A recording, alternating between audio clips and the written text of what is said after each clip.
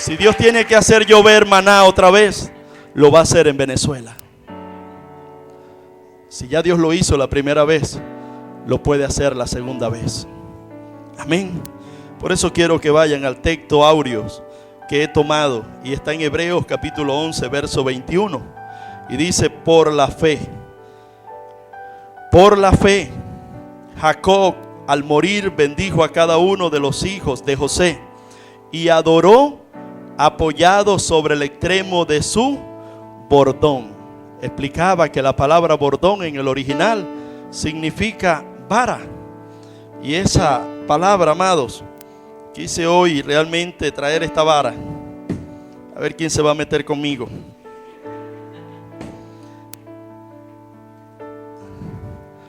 Miren, uno tiene que tener su vara, porque esta no es cualquier vara, ¿sabían? Cuando la Biblia dice que Jacob antes de morir bendijo a todos sus hijos y se apoyó en su bordón, yo me imagino a Jacob apoyándose en su vara. Y era lo que le explicaba semanas anteriores. Bordón significa vara. Es decir, Jacob, ya anciano, Jacob se apoyó en su vara, apoyado en su vara, postrado delante del Señor, apoyado en su vara, y seguía adorando al Señor. Pero saben, esa vara representaba para Jacob un instrumento que él podía usar para defenderse en el camino. Él podía usar esa vara porque como peregrino en esos tiempos ellos caminaban muchos kilómetros. Lo enseñé en el primer mensaje. Y muchas veces se encontraban animales, fieras del campo, y ellos usaban la vara para defenderse. De pronto una culebra, de pronto por allá un tigre, y ellos se defendían con la vara. Pero también la vara significó un apoyo para Jacob, hasta el punto que hasta el último segundo de su vida él tenía la vara en sus manos. ¿Y sabe por qué? Porque la vara representaba para Jacob el instrumento donde él podía anotar esos momentos que impactaron su vida. Es decir, la vara representaba nada más y nada menos que el instrumento donde él podía anotar las promesas que Dios le había dado en el caminar de esa fe, en el caminar de su vida. Y es por eso, amado, que yo me identifico con Jacob. Y yo le pido al Señor hasta el último segundo vivir como Jacob y vivir con una vara espiritual en mi vida, porque esta vara representa para mí las promesas de Dios en mi vida. Esta vara representó para Jacob las promesas de Dios en su vida. Es decir, Jacob estaba apoyado en su vara, ya anciano, pero Jacob apoyado en su vara, adorando al Señor, lo que estaba enseñando y lo que estaba diciendo era: yo sé que el Dios que me prometió, todo lo que me prometió, lo va a cumplir no solo en vida, sino que aun cuando yo muera, lo va a cumplir con mis hijos, lo va a cumplir con mis nietos, y la promesa de Dios se va a cumplir eternamente en toda mi familia. Por eso a mi vara, amado, yo le coloqué Salmo 23, porque cuando yo llegue a mi trabajo hay una vara espiritual. Me la llevo en el corazón, me la llevo en la mente, me la llevo en el alma. Y cuando yo entendí esa palabra, yo la atesoré en mi corazón. Y no se la predico a ustedes, me la predico a mí mismo, porque dije: Señor, debo de tener una vara espiritual en mi vida. Y miren, esta vara le coloqué el Salmo 23 para que cuando llegue a un lugar, sea en mi trabajo, sea en la universidad, sea donde Dios me lleve, y alguien venga con malas noticias: esto se lo llevó quien lo trajo, aquí ya no hay salvación, aquí ya no hay vida, yo pueda ver la vara espiritual de mi vida. Y mire, Salmo 23, no, estás equivocado. Aquí dice: el Señor es mi pastor y nada me va a faltar. En lugares de delicados pastos me hará descansar, junto a corrientes de agua me pastoreará, confortará mi alma, me guiará por senda de justicia, por amor a su nombre. Aunque ande en valle de sombra de muerte, no temeré mal alguno, porque Él estará conmigo. Su vara y su cayado me infundirá aliento. Adereza mesa delante de mí, en presencia de mis angustiadores. Unge mi cabeza con aceite, mi copa está rebosando. Ciertamente el bien y la misericordia de Dios me seguirán todos los días de mi vida, y en la casa del Señor moraré por largos días. Y cuando alguien venga y me diga: no, pero pastor, esto sí es verdad que nos causa temor. Yo le puse mi vara a Isaías 41:10. No temas, porque yo estoy contigo. No desmayes, porque yo soy tu Dios. Siempre te ayudaré, siempre te sustentaré en la diestra de mi justicia. Cuando alguien venga a meterse conmigo y crea que es mucho más grande que yo puse a mi vara a Josué 1:9. Mira que te mando, hijo, a que te esfuerces y seas valiente. No temas ni desmayes, porque yo, el Señor tu Dios, estará contigo donde quiera que tú vayas. Cuando alguien venga y me diga, no, ya tú no tienes salvación alguna, ese pecado ya realmente, mira donde te llevó, mira, ya no hay salvación. Yo miro el Salmo 3 y digo, oh wow, Señor, oh Señor, muchos son los que dicen de mí, cuántos se han multiplicado mis enemigos. Muchos son los que dicen de mí, no hay salvación para él en Dios. Mas tú, Jehová, eres escudo alrededor de mí, mi gloria y el que levanta mi cabeza. Oh Señor, estas son tus promesas para mí. Si hay alguien que me dice, mira, ese pecado te llevó a la lona y ya no sirves para nada, yo miro Romanos capítulo 8 verso 1 y dice, ninguna condenación hay para los que están en Cristo Jesús. Si hay alguien que dice, Omar, la muerte te va a separar de parte de Dios, yo miro Romanos 8:37 en adelante y dice, ni la vida ni la muerte, ni ángeles ni principados, ni lo alto ni lo profundo, ni lo presente ni lo porvenir, ni ninguna cosa creada me va a separar del amor de Dios que es en Cristo Jesús. Estas son mis promesas, Señor. Estas son mis promesas, Padre. Por eso Jacob estaba ahí, amados, apoyado en las promesas de Dios. Y por eso vemos toda esta hermosa historia. Yo me imagino a Jacob escribiendo en su vara cuando estaba en su casa y lo que él era en la casa. Pero me imagino a Jacob también cuando salió de ese hogar huyendo, porque había mentido, porque le había quitado la herencia a su hermano. Yo me imagino en la vara de Jacob, Betel. Y ese fue el primer mensaje, amados.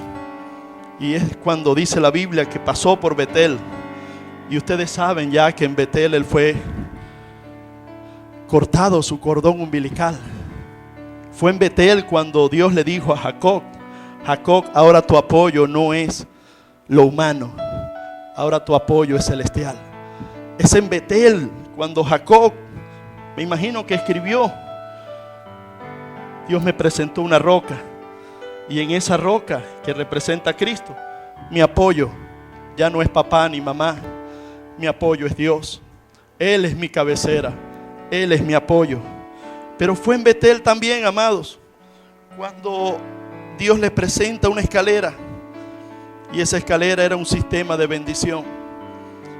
Y Betel, que significa casa de Dios, ahí Dios le mostró a Jacob que lo iba a bendecir, pero no a la manera de Jacob, sino a la manera de Dios. Yo me imagino en la vara de Jacob un hombre como Betel, casa de Dios.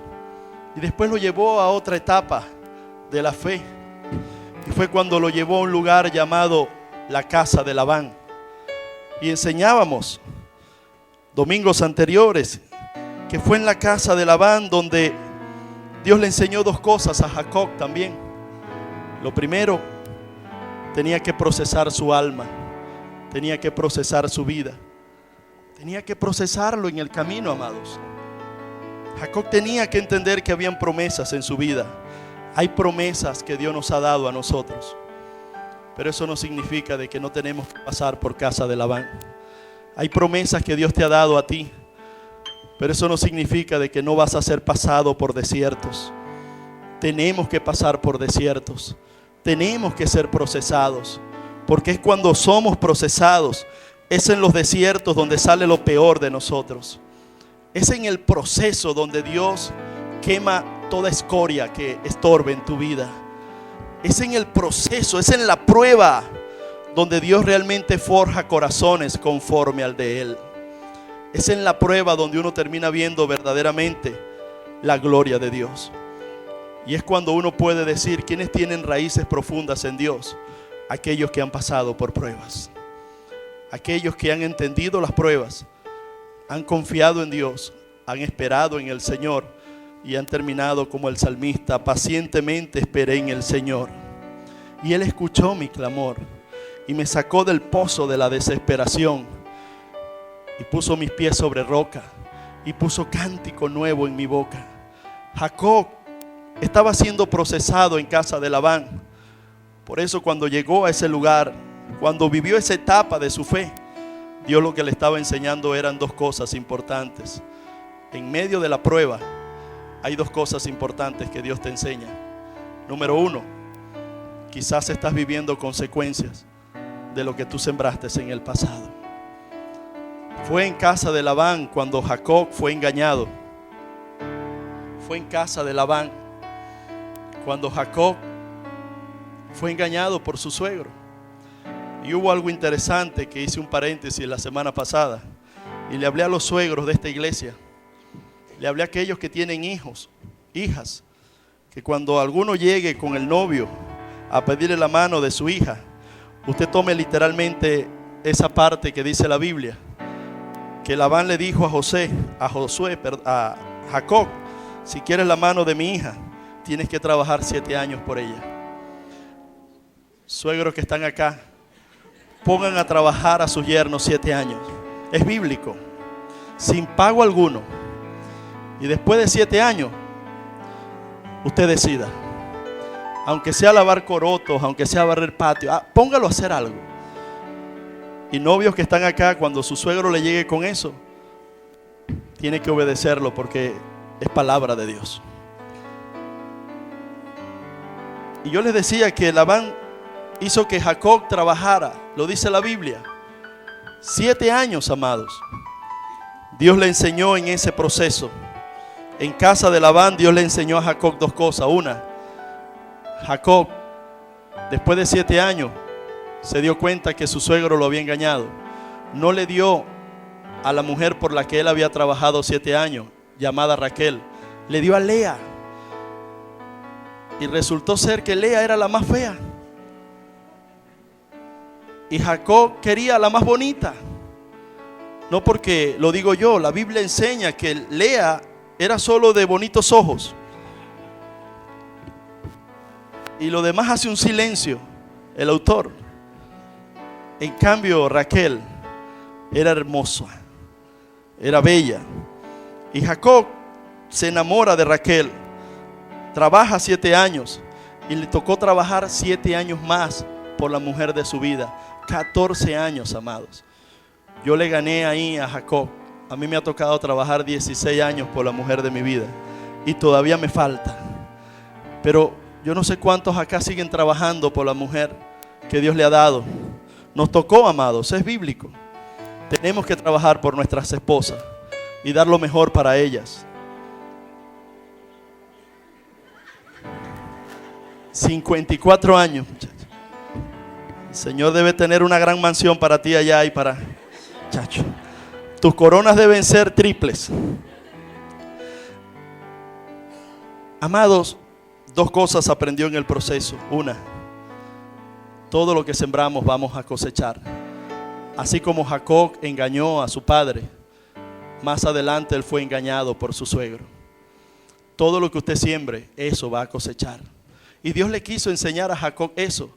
Dios le dijo: Jacob, ¿te das cuenta que lo que tú sembraste en tu casa es lo que ahora estás cosechando? En pocas palabras, Jacob, yo perdono tus pecados, pero las consecuencias tienes que vivirlas. Y hay personas que siguen viviendo consecuencias y siguen pasando valles en su vida, no porque Dios quiere, sino porque son decisiones que él mismo o ella misma han tomado. Y lo segundo que Dios le mostró en ese lugar, en casa de Labán a Jacob, fue, amados, que Jacob se enamoró de Raquel. Y Jacob amaba y valoraba a Raquel. ¿Y saben qué hizo con Lea? La despreció. Pero Dios es tan tremendo que a Dios no se le pasa nada. Y ahí le enseñó lo segundo a Jacob. Y le dijo: Jacob, hasta que tú no valores y comprendas el proceso que yo tengo para ti con Lea, hasta que tú no valores a Lea, no voy a dejar que tú vivas a plenitud ese sueño que tú quieres alcanzar con Raquel. E hizo que Raquel fuera estéril. Y Jacob fue procesado. ¿Y saben qué terminó? valorando y apreciando a Lea. Y cuando lo logró, ahí entonces Dios le permitió, le abrió el vientre a Raquel y le permitió vivir a plenitud lo que él quería vivir con Raquel. ¿Qué nos enseñó ahí Dios? ¿O qué le enseñó también a Jacob? Que hasta que usted no ame sus Leas, usted no puede amar sus sueños grandes que tiene en su vida y divorciarse de su realidad. Hay padres que quieren otro hijo y no valoran los que ya tienen. Hay familias que quieren otro hijo en el hogar y no están cuidando como Dios manda a los que ya tienen. Hay personas que le piden a Dios tener una mejor vida económica y no están valorando lo poco que quizás o que ya tienen en este momento. Es decir, hasta que usted no valore las Leas, no va a poder experimentar y vivir las Raqueles. Hasta que usted no valore los momentos difíciles que usted viva, usted no va a poder experimentar los momentos hermosos que Dios tiene preparado para ti. Bíblicamente hablando, el que es fiel en lo poco, Dios lo va a poner en lo mucho. Pero comience siendo fiel. Comience siendo fiel en lo poco que usted tiene. Comience siendo fiel con lo que Dios le ha dado, para que usted vea la gloria de Dios en lo demás que usted espera que Dios le dé.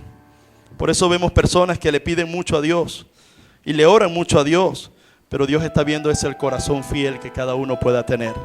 Y es lo que yo aprendí en la semana pasada, amado, con respecto a ser un venezolano más de esta nación. En vez de quejarme y de renegar, quizás estamos viviendo los años de Lea. Estamos viviendo los años feos en nuestro país. Pero mientras nosotros nos quejemos, mientras nosotros reneguemos, mientras nosotros realmente seamos malagradecidos, no vamos a ver una gloria mayor. ¿Por qué mejor no cambiamos nuestros pensamientos y nuestros corazones y le comenzamos a decir al Señor: Señor, gracias por las Leas, gracias por los momentos difíciles, gracias por los momentos de escasez, gracias, Señor, por los momentos de dificultades, porque yo estoy seguro, Señor, que aunque muchas son las aflicciones de los justos, de todas ellas tú nos vas a librar, Señor, porque cuando tú comiences a ver que somos fieles en lo poco, tú nos vas a poner en lo mucho, Señor. Por eso, como pastor, me preocupo en las pocas finanzas que podamos tener hoy, en el tesoro que hoy podamos administrar. Y le digo a todos los hermanos de esta iglesia: hermano, distribuyamos, administremos bien este tesoro, seamos fieles en lo poco para que veamos templos mayores en el nombre de Jesús, iglesias mayores, hermano, mayor movimiento social, mayor movimiento evangelístico. Seamos fieles en lo poco para que en lo mucho Dios nos coloque, amados. Seamos fieles en lo poco en Venezuela, para que un día tengamos un país desarrollado. El problema es que como venezolanos quizás muchos no hemos sido fieles. Y si no somos fieles en lo poco, Dios no nos va a poner en lo mucho. Hay mucha gente derrochadora, hay mucha gente malgastadora. Yo a veces reflexiono y digo, había muchas personas que hacían 1 kilo de arroz, se comían 1/4 y botaban 3/4 partes para los perros. Y uno veía el poco de arroz regalo para las palomas. Quizás Dios está probando nuestros corazones. Quizás cuando había abundancia de agua, no fuimos fieles con lo poco. Entonces derrochábamos el agua, se partía la manguera. Que se bote el agua. Quizás cuando había electricidad suficiente, todas las lámparas prendidas, todos los aires prendidos, todo prendido. Y de paso, pegado por allá, no pagaba la electricidad. Amado, a Dios no se le pasa nada. Nosotros podemos engañar a hombres, pero a Dios no lo podemos engañar. Ahora que Dios me ha enseñado en este tiempo a ser más fiel con lo que tengo. Ahora cuido más los cauchitos de la camioneta, porque antes daba vueltas como un trompo. Ahora digo, no, hay que cuidar más. Antes daba muchas vueltas con la gasolina que tenía el carro. Ahora la gasto necesariamente. Antes agarraba y de pronto mi esposa hacía solo las alitas, todo el pollo. Ahora digo, no, haz las alitas hoy, mañana los muslitos. Y así vamos. Pero Dios nos está enseñando en medio de este proceso. Lo que sí es cierto es que cuando vengan tiempos de gloria, miren, ahora es cuando más le va a alcanzar lo que usted va a tener en sus manos. Ahora es cuando usted va a valorar más lo que usted va a tener en sus manos. Cuando vengan tiempos donde la electricidad se normalice, donde el agua se normalice, porque yo lo creo en el nombre de Jesús, los alimentos se normalicen, vamos a ser un país desarrollado, porque vamos a ser los más ahorrativos, los más consecuentes, vamos a ser los más humildes. En el nombre de Jesús, amados. Ahí lo aprendió Jacob. Fue en casa de Labán que aprendió ese proceso. Y de ahí Dios lo saca y lo lleva a la casa de Peniel, a un lugar llamado Peniel, que significa cara a cara con Dios. Y hago un pequeño recuento para no dejar en el aire a los que hoy vienen por primera vez. Pero en Peniel también Dios le enseñó algo grandioso. Es ahí cuando Jacob pelea con el ángel. Es ahí cuando la Biblia dice que Jacob peleó con el ángel. Y Jacob peleaba con el ángel por una bendición, amados. Porque Jacob quería la bendición. Hasta que hubo un momento en donde el ángel, en medio de la lucha, lo tocó en la cintura. Y Jacob cayó. Y lo primero que ahí le enseñó fue: quieres la bendición, pero no quieres humillarte en aquel o delante de aquel que tiene el poder de darte la bendición. Y hay mucha gente que quiere la bendición. Hay muchos venezolanos que le están diciendo a Dios: Dios mío, por favor, bendícenos. Pero no quieren hacer esto, amados. No se quieren humillar delante de Dios. Siguen arrogantes, siguen altivos. Hay muchas personas que quieren la bendición, pero no se quieren postrar y humillar delante de Dios. Y la Biblia dice: si mi pueblo se humillare e invocare mi nombre y se arrepintiere de todos sus pecados, entonces yo oiré de los cielos, oiré desde lo alto, perdonaré sus pecados y sanaré su tierra. La Biblia dice: humillaos pues delante de la presencia de Dios, delante de la poderosa mano de Dios, porque Él os exaltará en su tiempo. Amén.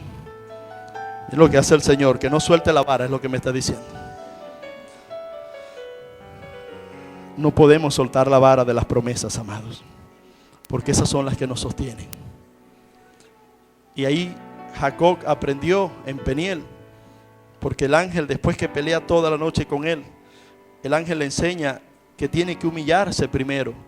Usted no puede salir a buscar la bendición de Dios con altivez, con arrogancia, con sus fuerzas. Usted tiene que presentarse delante de Él con humildad, porque Él, dice la Biblia, que exalta al humilde y humilla al exaltado. Y lo segundo que aprendió ahí en Peniel, amados, fue que cuando el ángel le pregunta: ¿cómo te llamas?, él le dice: me llamo Jacob. Y el nombre de Jacob, ¿sabe qué significa? El usurpador, el ladrón, el mentiroso. Y fue en esa etapa, fue en ese momento cuando Dios bendice a Jacob, no como Jacob quería, sino como Dios quería. Muchas veces usted sale a buscar una bendición, y déjeme decirle algo: no espere su bendición, espere la bendición de Dios. No salga a buscar su bendición, salga a buscar la bendición de Dios. No salga a buscar hacer su voluntad, salga a buscar hacer la voluntad de Dios, que es buena, agradable y perfecta. Y fue cuando el ángel le dice: ¿cómo te llamas? Me llamo Jacob, dijo Jacob. Y el ángel le dijo: ya no te llamarás más Jacob, ahora te vas a llamar Israel, que significa pueblo de Dios, el que reinará conmigo. Y todos hemos pasado por ahí, ¿sabía? Todos nosotros salimos huyendo un día de nuestros hogares. Todos nosotros salimos huyendo un día y llegamos a Betel, a casa de Dios, huyendo quizás de un pecado, huyendo de una traición, huyendo quizás de una decepción, huyendo de alguna cosa. Usted salió huyendo un día, y cuando llegó a la casa de Dios, Dios lo procesó y lo llevó a casa de Labán. Pero llegó un momento donde Dios lo sacó de casa de Labán y usted seguía huyendo. Y es cuando Dios lo llevó a Peniel. Ahí Dios me llevó a mí. Y fue en Peniel cuando Dios me enseñó lo que es ser humilde, lo que es humillarme. Fue en Peniel cuando yo quise pelear cara a cara con Dios y Dios me dijo: no, hijo, yo soy el Todopoderoso, tú eres un simple mortal. Es en Peniel cuando le pasó como le pasó a Pedro, que estaba en la barca, y cuando se encontró cara a cara con Dios, Pedro se humilló delante de él y le dijo: Señor, yo soy un pecador. Es en Peniel cuando uno reconoce que uno es un pecador y que si no es por la gracia y el poder de Dios, no estuviéramos hoy sentados en este lugar, no estuviéramos hoy firmes en este lugar. Es ahí cuando Dios le dijo: mira, Jacob, tú eres conocido en el barrio como el ladrón del barrio. Tú eres conocido en el barrio quizás como la chismosa del barrio. Tú eres conocido en el barrio como la prostituta. Tú eres conocido en tu casa, Jacob, como un usurpador, como un mentiroso. Pero aquí en Peniel es el lugar de transformación. Es cuando el Espíritu Santo nos transforma. Y el que éramos mentirosos, los que éramos mentirosos, los que eran chismosos, los que eran ladrones, los que eran drogadictos, los borrachos, prostitutas, el Espíritu Santo los transforma y le da identidad y le da un nuevo nombre. Y le dice: ahora vas a reinar conmigo, ahora vas a ser mi pueblo, ahora eres real sacerdocio. Es en Peniel donde fuimos transformados, amados. Y todos nosotros pasamos por Peniel. Y luego lo saca de ahí, amados. Y cuando lo saca de ahí es cuando lo lleva a otro lugar. Pero había una cuenta por arreglar. Y yo veo la grandeza de Dios, porque él venía huyendo de su hermano. Él venía huyendo de Esaú. Y él venía viviendo esos procesos. Pero hubo un momento, amado, después que sale de Peniel, que Jacob le ora a Dios. Y está en el capítulo 32 del verso 9. Y dice: y dijo Jacob: Dios de mi padre Abraham y Dios de mi padre Isaac, Jehová, que me dijiste: vuélvete a tu tierra y a tu parentela, y yo te haré bien. Menor soy yo que todas las misericordias y que toda la verdad que has usado para con tu siervo. Pues con mi cayado pasé este Jordán, y ahora estoy sobre 2 campamentos.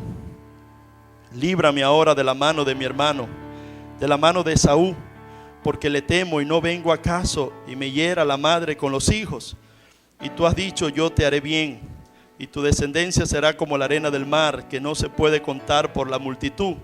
Y durmió allí aquella noche, y tomó de lo que le vino a la mano un presente para su hermano Esaú. Miren la oración de Jacob. Venía de salir de Peniel, venía de vivir una experiencia hermosa con el Espíritu de Dios, con la presencia de Dios, pero él seguía huyendo. Y hay algo que Dios le enseña a Jacob.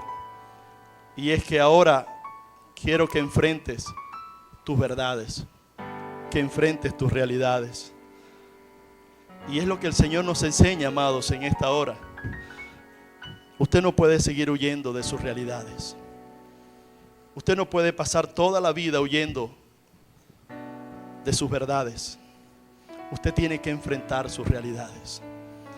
Y si ya usted conoció a Dios, si ya usted tuvo un encuentro personal con Él, usted tiene que orarle a Dios como hizo Jacob. Señor, ayúdame. Si hay promesas en ti, Señor, en mi vida, si tú has prometido estar conmigo, si realmente tú eres real, si realmente tú eres bueno, Señor, ayúdame entonces a enfrentar esta realidad.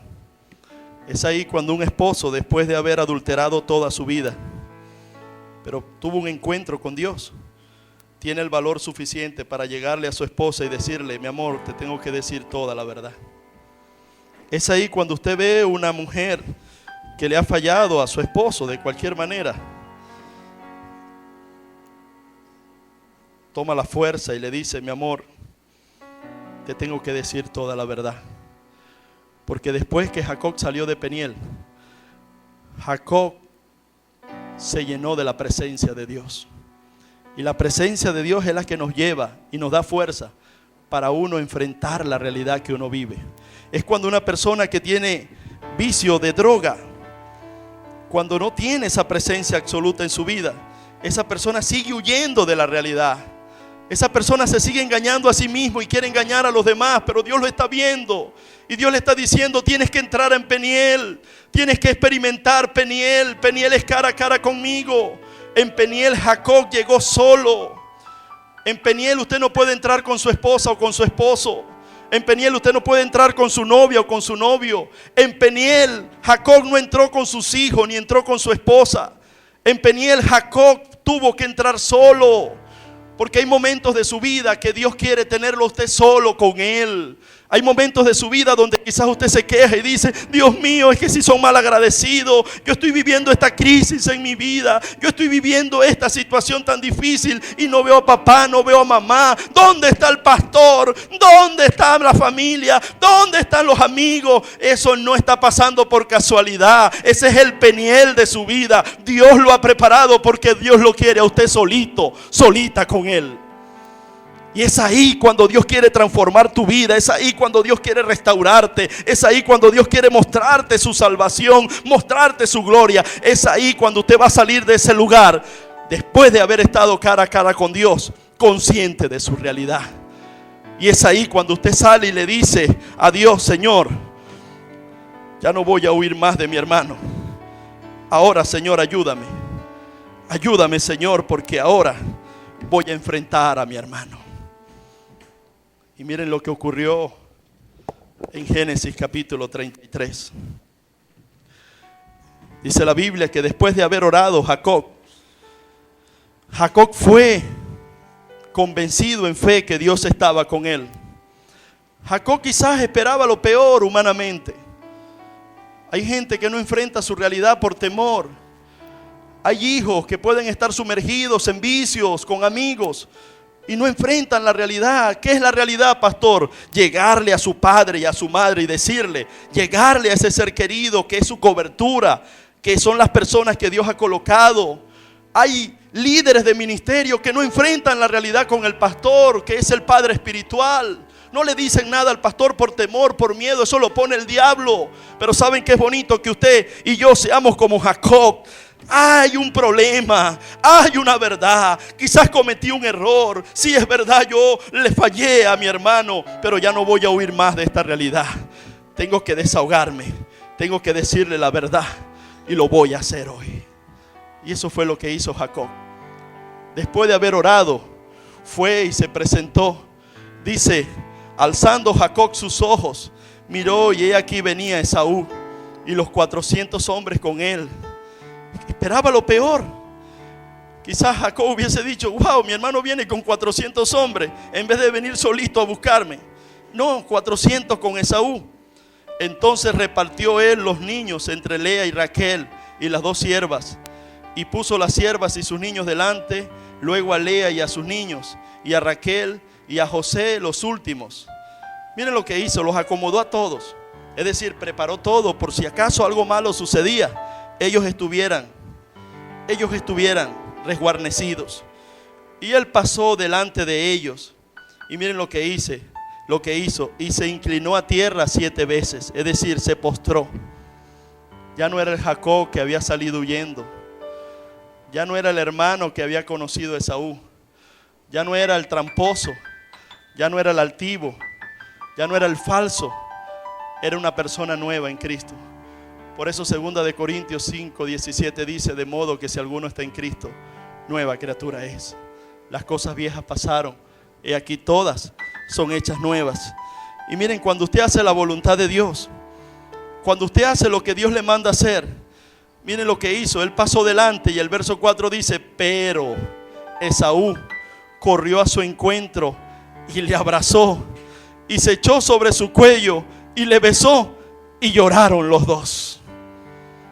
Cuando usted se alinea a la voluntad de Dios, Dios siempre lo va a respaldar. Cuando un hombre que le ha fallado a su esposa es regenerado por Dios y cobra la valentía en el Espíritu Santo para acercarse a su esposa y decirle la verdad, antes de que usted le llegue a su esposa, o antes de que él le llegue a su esposa, o ella le llegue a su esposo, o ese hijo le llegue a su padre, o usted le llegue a su amigo, o ese amigo le llegue a usted, cual sea el error o cual sea la culpa, antes de que usted llegue, ya el Espíritu Santo ha trabajado en el corazón de Esaú. Antes de que Jacob llegara al encuentro con Esaú, cuando Jacob oró, ya Dios estaba viendo un corazón humilde. Y fue cuando entonces Dios le permitió ese hermoso encuentro y esa hermosa realidad de que se vio con su hermano, y el que lo andaba buscando para matarlo, lo que hizo fue salir corriendo, a abrazarlo y a besarlo. Y eso ocurrió conmigo, amados, hace años. Yo estaba buscando a papá para matarlo, porque yo decía: qué degenerado es mi padre, me abandonó, mi padre sí es cruel. Y yo decía: Dios mío, yo no quiero ni verlo, yo no quiero saber nada de papá. Para mí era igual si estaba vivo o no. Pero cuando Dios me pasó por Peniel, cuando Dios me pasó por Betel, cuando Dios me pasó por Labán, por casa de Labán, un día Dios me presentó y me dio la oportunidad de ir a verme con mi padre. Y 15 años después, que no nos veíamos, cuando yo lo vi, quizás él esperaba que yo le reclamara, que yo le gritara, que yo lo insultara. Pero ¿saben lo que hice? Salí corriendo, lo abracé y duramos como 1 hora llorando los dos. El único que puede hacer eso en un corazón se llama Jesucristo, a través de su Santo Espíritu, amados. Dios quería que Jacob se pusiera cuentas con su hermano. Usted no puede regresar, porque después de ese episodio, Jacob regresó a su casa. Y Jacob volvió otra vez a Betel. Y aquí viene algo interesante, y con esto voy cerrando, acerca de la historia de Jacob. Hay personas que han dicho que regresar es malo. Déjeme decirle una cosa: regresar es malo si usted regresa como usted salió. Pero si usted regresa transformado, si usted regresa diferente a como usted salió, a través de la gloria de Dios, regresar no es malo. Regresar va a ser un motivo para que aquellos que lo vieron fracasado, fracasado de ese lugar, lo van a ver ahora como un instrumento glorioso en la mano de Dios. Y cuando lo vean van a decir: verdaderamente hay un Dios que transforma vida, que restaura vida. Salí en el 2005 fracasado de Ferretería Bicolor, fracasado realmente de mis pecados. Salí derrotado de esa empresa, salí derrotado en medio de todo lo que el diablo hizo en mi vida. En ese año 2005 yo salí realmente avergonzado, amado. Salí derrotado. Y en el 2007, después de haber pasado por Betel, después de haber pasado por Labán, después de haber pasado por Peniel, el Señor me permitió regresar otra vez. Y en el 2007 ya no regresó el Omar avergonzado, llegó el Hijo de Dios, el Príncipe de Dios, el hombre que Dios usa para gloria de su nombre en ese lugar. No importa si usted regresa, lo importante es regresar transformado. Lo importante es cómo usted hoy va a regresar a su casa, amados. Porque quizás hay personas que salieron derrotadas de su hogar, pero lo importante es cómo usted hoy va a regresar a su hogar. Y para usted poder regresar triunfante, usted tiene que regresar apoyado en su vara, apoyado en las promesas de Dios, amado. Por eso la Biblia enseña en Génesis 35 que luego Dios lo sacó. Después de ese encuentro con su hermano, dijo Dios a Jacob: levántate y sube a Betel y quédate allí, y haz allí un altar al Dios que te apareció cuando huías de tu hermano Esaú. Entonces Jacob dijo a su familia y a todos los que con él estaban: quitad los dioses ajenos que hay entre vosotros, y limpiaos, y mudad vuestros vestidos, y levantémonos y subamos a Betel, y haré allí altar al Dios que me respondió en el día de mi angustia, y ha estado conmigo en el camino que he andado. Así dieron a Jacob todos los dioses ajenos que había en poder de ellos, y los zarcillos que estaban en sus orejas. Y Jacob los escondió debajo de una encina que estaba junto a Siquén. Y salieron. Y dice que y el terror de Dios estuvo sobre las ciudades que había en sus alrededores, y no persiguieron a los hijos de Jacob. Y llegó a Jacob a Luz, que está en tierra de Canaán, esta es Betel, y él y todo el pueblo que con él estaba, y edificó allí un altar y llamó el lugar El Betel. Miren cómo lo llamó ahora, El Betel, porque Betel significa casa de Dios. Pero el Betel en hebreo significa la casa de Dios. Y hay una gran diferencia en que usted esté en casa de Dios a que usted esté en la casa de Dios. Cuando Jacob pasó por Betel, Jacob en Betel fue un inquilino. Es decir, los que están en Betel son inquilinos. ¿Cómo así, pastor? Es decir, imagínense que mi hermano Gerardo tiene una casa y usted sea el que alquile esa casa. La casa es de mi hermano Gerardo, pero como usted es el que la alquila, en esa casa usted pone los cuadros donde usted quiera, usted pone los muebles donde usted quiera, usted pone el reloj donde usted quiera, usted pone su juego de cuarto donde usted quiera. Usted está consciente que la casa es de Gerardo, pero usted está como un inquilino ahí. Es de Gerardo, pero usted hace lo que usted quiera. Pero si usted va a la casa de Gerardo, usted no va a poder llegarle allá y decirle a la hermana Daisy, que es la esposa de mi hermano Gerardo. Imagínese que usted llegue a su casa ahora y cuando usted llegue vea un cuadrito en la sala y diga: hermano, esto sí está feo, quítemelo de ahí. Imagínese que usted llegue a la casa de mi hermano Gerardo y que usted llegue y diga: hermano, discúlpeme, pero a mí no me gusta la cocina ahí, vamos a cambiarla. Pregunto, ¿usted lo haría? Imagínese que usted llegue a la casa de mi hermano Gerardo y usted le diga: hermano Gerardo, esa matica que está ahí me la vas a cortar porque esa matica no me gusta. Y es la mejor planta que tiene mi hermana Daisy. El Betel, cuando Jacob regresó a la casa de Dios. Lo que Dios le estaba enseñando a Jacob era: cuando pasaste por Betel, que es mi casa, pasaste con algunas cosas que aún faltaban transformar. Y pasaste como un inquilino. Acepté que tú en mi casa siguieras haciendo lo que tú querías. Pero ahora que regresas transformado, Jacob, ahora que regresas a el Betel, es decir, a la casa de Dios, en la casa de Dios, los cuadros no van donde tú digas, el reloj no va donde tú digas, los muebles no van donde tú digas.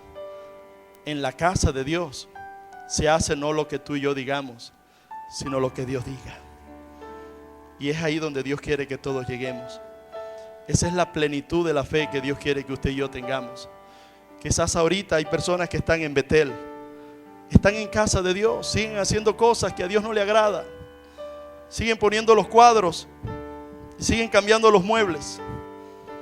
Pero te pregunto, y es el reto de esta historia que hoy termino: ¿tienes la disposición? ¿Tienes la voluntad?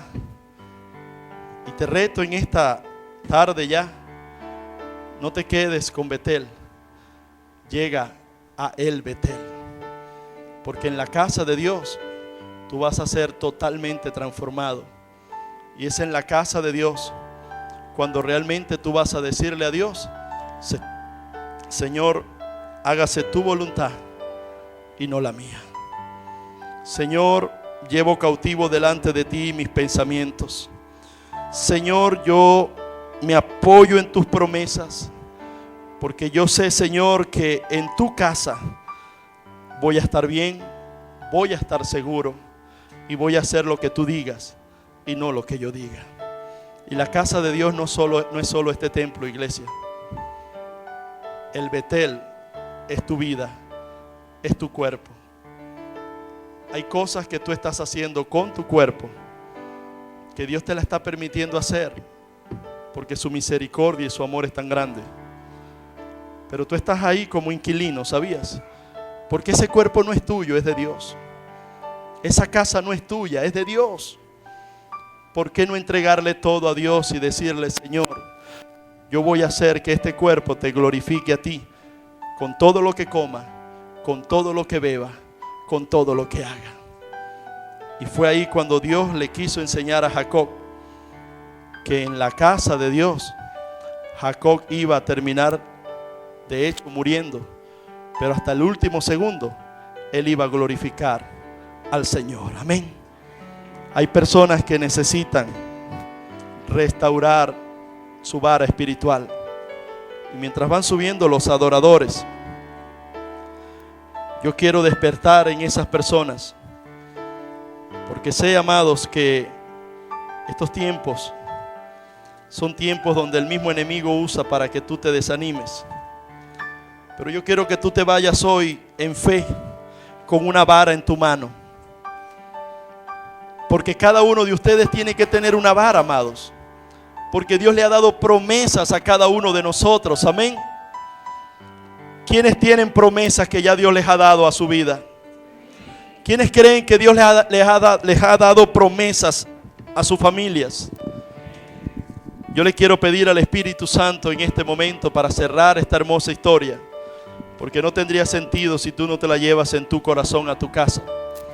Que tú también puedas identificarte con Jacob, y que quizás cuando tú saliste huyendo una vez, tú saliste huyendo como un mentiroso, como un fracasado, pero pasaste por Betel, pasaste por el proceso, pasaste por esa etapa, por Peniel.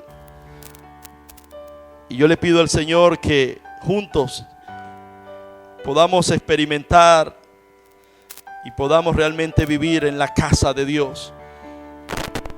En la casa de Dios. ¿Quiénes quieren vivir en la casa de Dios? Cada uno tiene una vara en su mano. Aquí está la mía. Hay promesas que Dios nos ha dado. En medio de lo que podamos estar viendo hoy en Venezuela, hay promesas para mi familia y para mi hogar y para mis hijos. No he visto justo desamparado ni su simiente que mendigue pan. Hay promesas para la iglesia de Jesucristo. Usted tiene que apoyarse en la vara de sus promesas. Usted tiene que apoyarse en las promesas de Dios.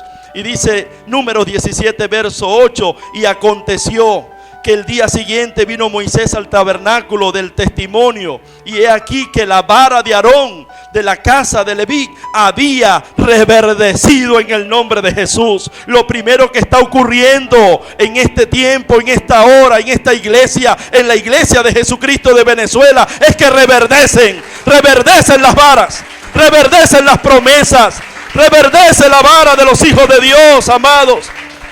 Lo segundo que va a ocurrir, amados, es que nuestras varas echarán flores en el nombre de Jesús. Vienen tiempos de flores en el nombre de Jesús. Lo tercero que va a ocurrir es que arrojarán renuevos, es decir, un vástago. Y para que haya un renuevo en un árbol, amado, tiene que ser primero podado.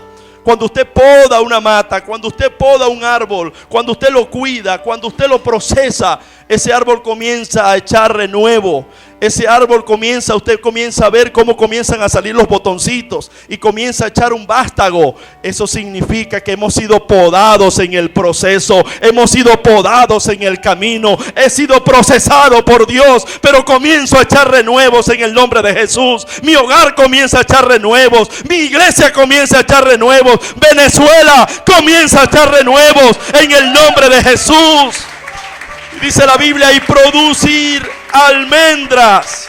Es decir, no solo vamos a echar flores, no solo vamos a ver vástagos como ya lo estamos viendo en el espíritu, sino que vamos a producir almendras. Este es el mejor momento para que la gente vea la gloria de Dios a través de su iglesia. Vamos a producir frutos, van a haber frutos abundantes en este lugar, van a haber frutos abundantes en la casa de ustedes, van a haber frutos abundantes en sus hijos. Cuando otros tengan escasez, en su casa va a sobreabundar. Cuando otros no tengan nada, en nuestra casa vamos a ver la gloria de Dios. En el nombre de Jesús, amados, apoyémonos en las promesas de Dios. Ese es el mensaje. Apóyate en las promesas de Dios, amados. Si no fuera por eso, amado, yo no estuviera tan confiado hoy. Si no fuera por sus promesas, amado, quizás mis predicaciones fueran de desánimo. Pero yo creo en el Dios que abrió el mar rojo. Yo le he creído al Dios que hizo llover maná. Y yo quiero solo terminar con esta pregunta. Les voy a dar semanas para que me la respondan. Les voy a dar días, meses si es necesario. Pero quiero que por favor, cada uno de ustedes, si tiene la oportunidad, cuando se acerque a mí, me saluda y me la responda. Si no me la puede responder hoy, repito, le puedo dar hasta todo este año para que usted me la responda. Investigue, tiene internet, usted puede investigar en libros, pero por favor, le pido en el corazón, en el amor de Dios, que no deje de respondérmela personalmente. Cuando tenga un encuentro conmigo personal, que nos abracemos, que nos saludemos. Y ahí va la pregunta, amados. ¿Qué es imposible para Dios? Aquellos que quieran responderla en meses, yo lo acepto. Porque Jacob, cuando salió de su casa, él veía muchas cosas imposibles. Aquellos que quieran responderla en semanas, también lo acepto. Porque Jacob pasó por esas etapas.